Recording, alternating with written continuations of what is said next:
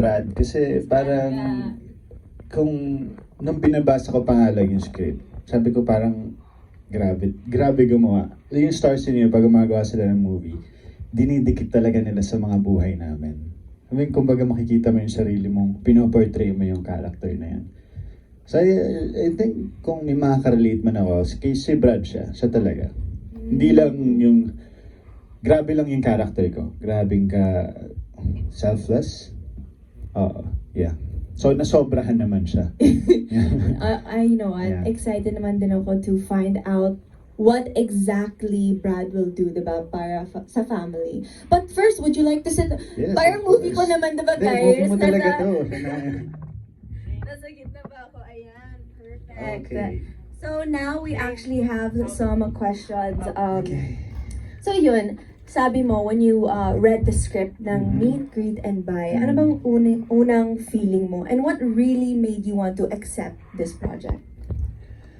Well, of course, bukod sa story and hindi rin, bukod sa story ay ang dahilan niya na of course yung mga kasama ko. Siyempre, hindi naman palagi. Bukod sa hindi palagi ko sila makakasama sa pelikula or sa kahit anong project, hindi rin ganun kadali for Star Cinema na maglabas ng pelikula. Diba? So kung maglalabas sila ng pelikula, piling-pili. Salang-sala, diba? So tinanggap ko, of course, diba? Ano yan, isang karangalan yan. And for the books yan, syempre, hindi ko na rin alam kung kailan ko ulit makakatrabaho si Miss Maricel, diba? Si Paolo Pascual, JK, Bell. Pero at least nakatrabaho ko sila dito and family story pa. So, kumbaga mas malalim pa yung mga pinagsamahan namin. Ako, kung alam niyo lang kung gaano kalalim. Ay, Yeah. pero malapit na. Just next week, we will finally be able to watch, diba? And May mga ilang nakapanood na daw. kaya Yeah. nga yes, we did have some Ha? screening. The bosses. Ang mga The bosses na panood na daw nila. Yes. And sana nagustuhan nila. Kasi kung hindi, baka wala akong next movie. Hindi, balita ko, everyone that has seen the movie has cried and has said such amazing things about it, diba? Parang, it's yak, pero may ngiti. Tapos after the movie, you can't help but want to yakap, diba? Yung family members mo. Or Yes. malay nyo, yung mga yakap kayo sa mga random tao sa cinema after, no? Feeling ko ganun yung may Talaga kung sino yung ba? katabi nila, nakakilala nila, mapapayakap na lang sila. Ala, okay. So, Ganun yung sana feeling naman, nila. you will attend yung mga ibang screenings, no? Yes. So, of course, Yes. let's find out sino naman ang kakayakap kay Joshua Garcia. And then, but ito naman, I also want to know, sabi mo, minsan lang yung opportunities to work with these great names, diba? And one thing I noticed talaga when it comes to yung relationship nyo with JK, Bell, Piolo, Miss Maricel is parang very much like family na kayo eh. I mean, before the movie, alam ko na may bond na kayo. So, what was it like filming the movie with them and building a deeper relationship?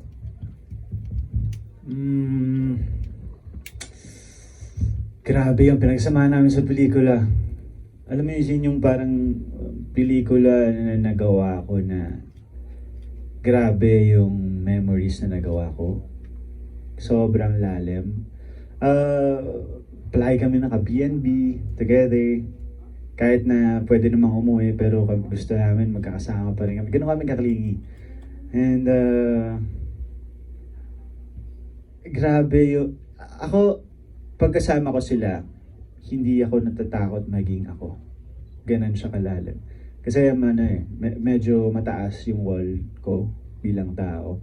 Pero pagkasama ko sila, pwede ako maging weird. Yun yan eh. Pwede mo sabihin yung nararamdaman mo. And nagpapasalamat ako sa Star Cinema. Kasi syempre kung hindi dahil sa kanila, hindi ako makakabuo ng isa pang pamilya dito sa industriya, dito sa Maynila. So, yeah. Ayan, and one thing that's very rare na masasabi mo yan, diba, tungkol sa mga, or any artist to really say that about a movie na parang you can truly be yourself with yung mga castmates. Kasi mahirap eh, di ba? Lalo na sa trabaho lalo sa natin, showbiz. diba? Yes. Pero ito talagang, hindi ka nila judge. Yes. Kahit na sobrang weirdo mo pang tao. Ganun sila. At kitang-kita yun sa trailer pa lang eh. Kitang-kita yung relationship nyo, yung bond nyo. Tsaka importante siya, feeling ko, ang laki, ganun yung inihingi ng pelikula, yung ganung klaseng bond, ganung kalalim. Yes, Kasi yes. makikita mo siya kapag pinanood mo yung pelikula kapag hindi bonded yung artista. That's Yeah. true. Unless that's true. sobrang galing lang nila talaga. Yeah. But I also want to know, kasi sabi mo medyo nakaka-relate ka sa character mo na si Brad, diba? How did you prepare for this character? Or dahil sobrang nakaka-relate ka, wala naman masyadong preparation? Actually, wala akong preparation Ay, na ganun. ginawa. Sorry.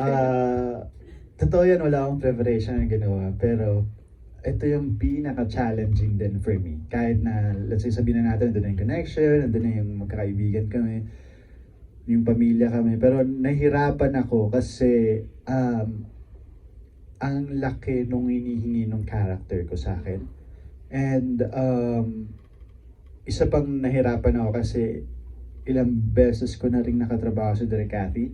So, yung mga takes kami na parang sinasabi niya sa akin, nakita ko na to. So, pag gano'n, syempre parang, anong gagawin ko? So, ibahin ko yung atake ko. So, yun, parang every day na nasa shoot kami, para ako nag-workshop. Napag-usapan nga namin ni Piolo, sabi namin, para tayo nasa workshop parehas, no? Kasi every day, hindi enough yung isang take. Tsaka, feeling ko dun ako nahasa kasi nakilala ko na yung character ko eventually. Tapos pagdating na ng pahuling taping na mas smooth na, mas mabilis na lahat. So yeah, yun yung isa sa mga challenging ko. Siyempre, yeah.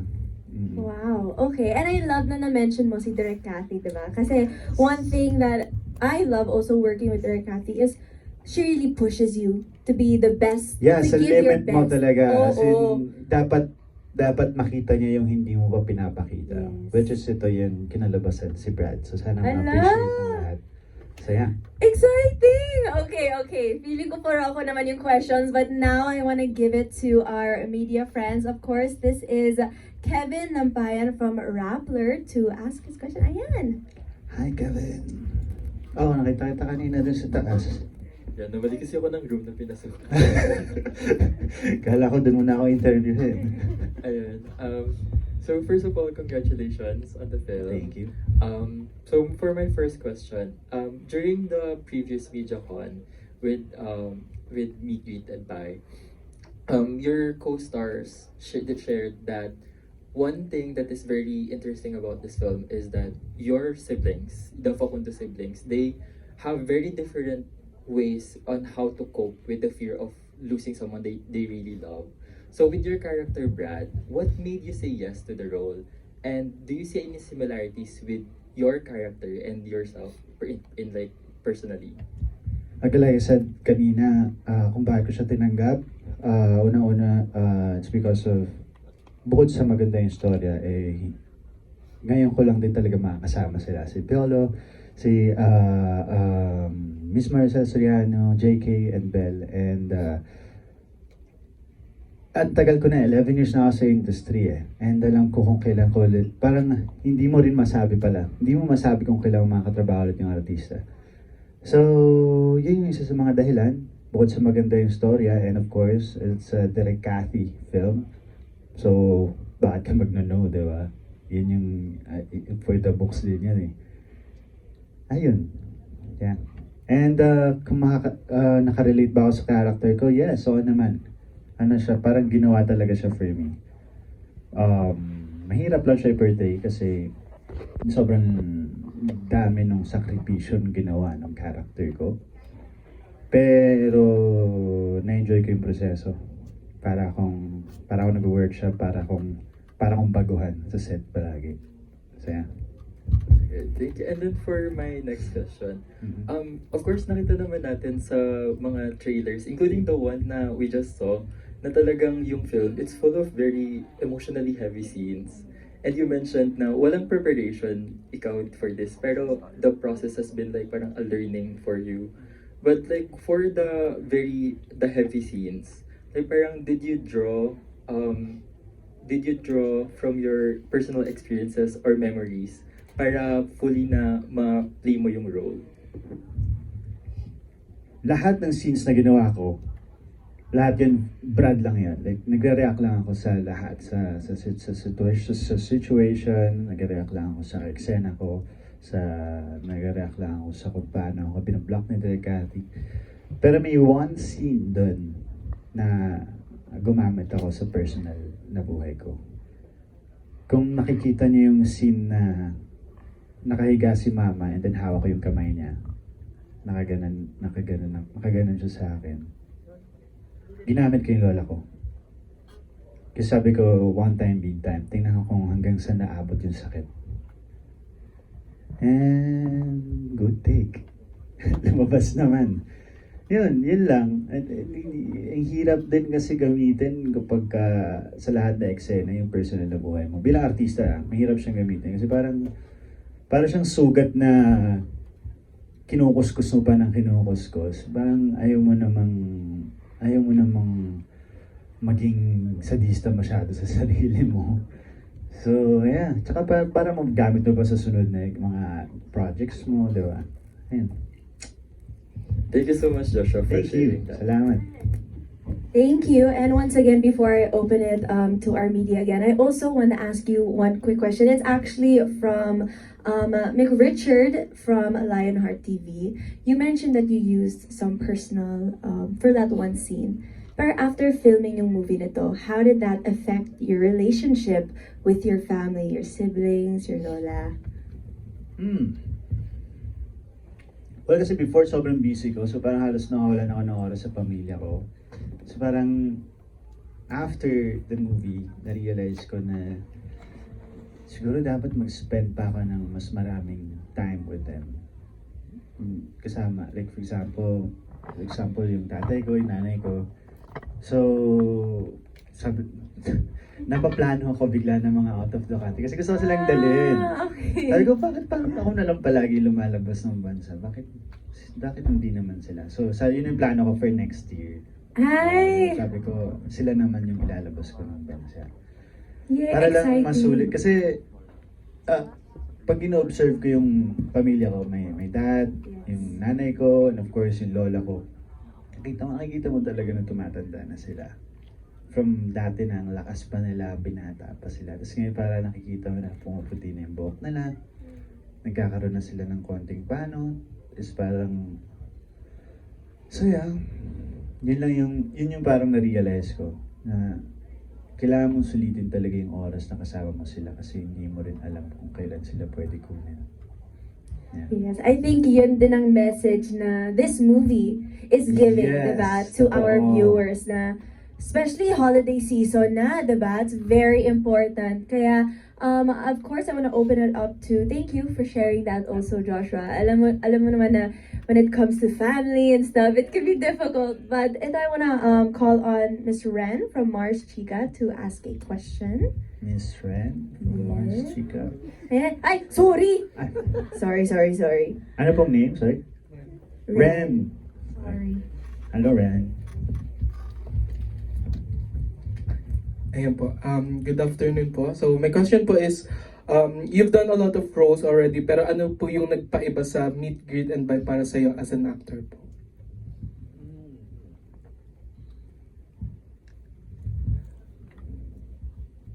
Yeah, ang dami ko ng role na gawa.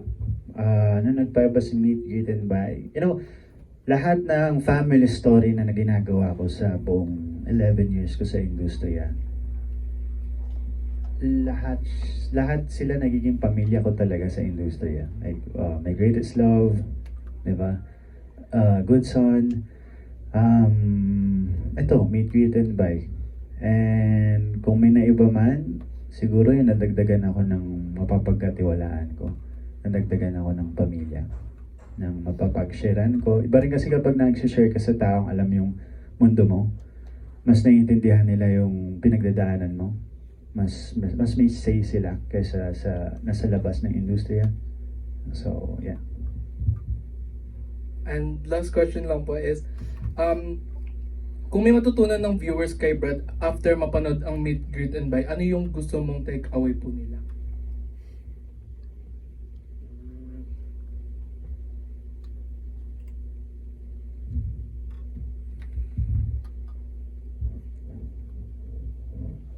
hindi ko ma-judge yung character ko.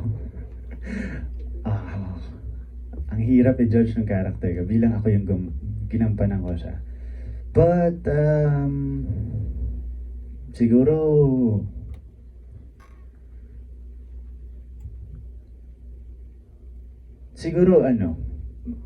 magtira ka rin para sa sarili mo. Ayun yung magtira ka rin. I mean, gets naman, and alam naman natin lahat na kailangan nating mahalin yung mga magulang natin. And kailangan nating maibalik sa kanila yung pagmamahal na binigay nila sa atin. Pero, grabe kasi yung character ko eh. Ano siya eh. Hindi niya nainisip yung sarili niya. So I think yan, magtira ka rin para sa sarili mo. Para maabot mo rin yung mga pangarap mo. Yeah. Ayan po. Thank you po. Thank you rin po. Pwede na po kayo mag-search na sa akin. Okay na. Yeah, does anyone else here in the media have a question? Ay, thank you. Salamat. Wala na. Ay, wow. No, I can have a lot more questions. Pero, okay, I'll ask really quickly while our media friends can also think. Pero, ito, I want to know, kasi medyo feeling ko, iyakin na tayo dito eh. But I want to know, what are some happy memories you had with the cast members while shooting this film? Oo, mga funny memories. Sobrang dami. I think, yung mga BNB moments namin, yung mga late night talks, late night, kulitan, what else? Yeah, yung BNB moment. Kasi dami nangyari sa BNB. Nag-Monopoly kami doon. Ay, wow, nagka-games. Tapos, nagano pa kami, yung synchronized dancing, synchronized swimming ba yun? Nas sumasayaw kasi sobrang wala na kami. So, nag-pool kami. Tapos biglang nakaisip to si JK at saka si Belle na nagko-choreo na sila. Kami ni Viola, Ay, wow. nagkikwentuhan. Nagko-choreo, ginagawa doon. Tapos biglang pinaaral na sa amin. Tapos biglang nagagagano na namin. So, yun yung isa sa mga memories na hindi ko makalimutan. Yeah. Marami. Sobrang dami. Parang totoong family nga kayo eh. Yes, The two kuyas nag-uusap habang yung dalawang nagaganon lang, sumasayaw na sa gilid, no? Mismo. Ayan. Yes, here. Hey Josh, individually, ano Hello. yung naging impact sa'yo nung bawat isang co-star mo?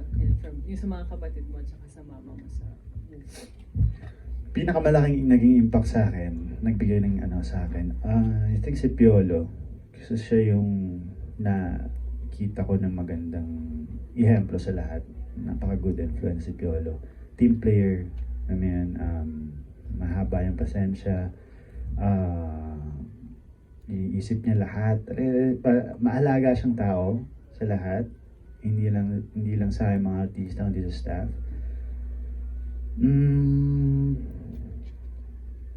JK naman, the guy is so smart. Alam mo, siya yung kaibigan ko na parang kapatid pala. Siya yung kapatid ko na gusto ko siya maging kapatid na habang nabubuhay ako. Ganon, si JK. Kuwelang tao.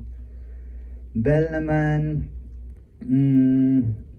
si Belle ay maalaga. Ano siya, bunso pero maalaga. So, pinaglulutuan niya kami.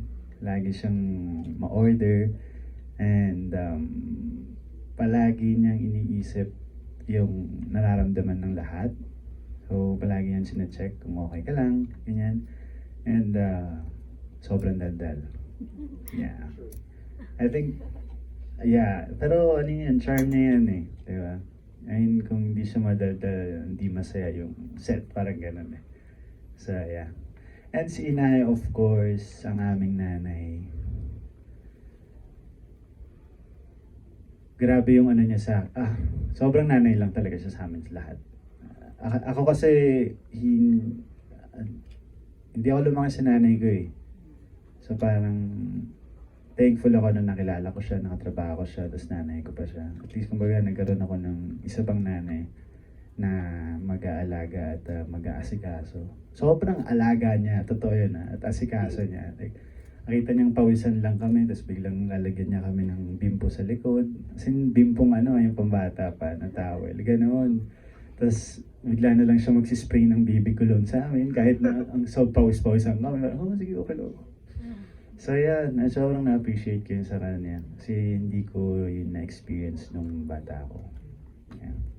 And kay Direk Cathy rin, kasi sabi mo kanina parang pang ilang project mo na nga ba ito sa kanya? Parang ano yung nabago PBB, Barcelona. Kasi sumalo siya sa Barcelona eh. Unexpectedly Yours. And then ito. Direk Cathy, wala akong masabi. Siya pa rin siya talaga. Captain of the ship. Diba? Leader. And nanay. Siya yung dalang-dala palagi sa mga eksena. Pagka nagsushoot kami. So yeah. Siya lahat yun. Idea niya lahat. Yung pelikulang to, siya lahat yan.